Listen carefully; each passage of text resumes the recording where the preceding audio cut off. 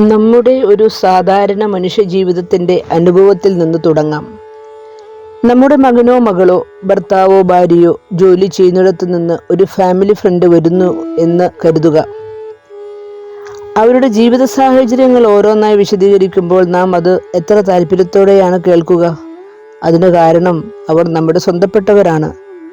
അവർ കൊണ്ടുവരുന്ന വിവരങ്ങൾ നമുക്ക് വളരെ പ്രിയപ്പെട്ടതാണ്.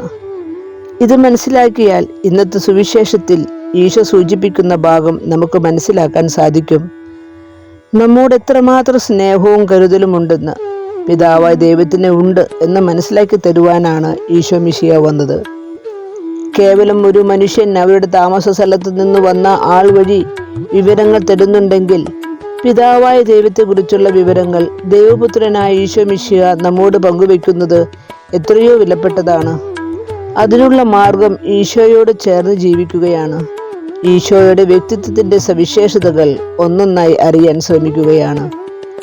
ഈശോയുടെ സ്നേഹവും കാരുണ്യവും നമ്മളോട് മാപ്പ് തരുന്നതിനുള്ള താല്പര്യവും എല്ലാം ഒന്നിച്ചു കൂട്ടിവെക്കുമ്പോൾ നമുക്ക് പിതാവായ ദൈവത്തെക്കുറിച്ച് ഒരു യഥാർത്ഥ ചിത്രം ലഭിക്കുന്നു. അത് നമുക്ക് വ്യക്തിപരമായി തരുന്നവനാണ് യേശു. ആ യേശുവിനോട് ചേർന്ന് നമ്മുടെ അനുദിന ജീവിതത്തിലെ ഓരോ നിമിഷവും അർത്ഥപൂർണമാക്കാൻ നമുക്ക് പരിശ്രമിക്കാം. ദൈവം അനുഗ്രഹിക്കട്ടെ.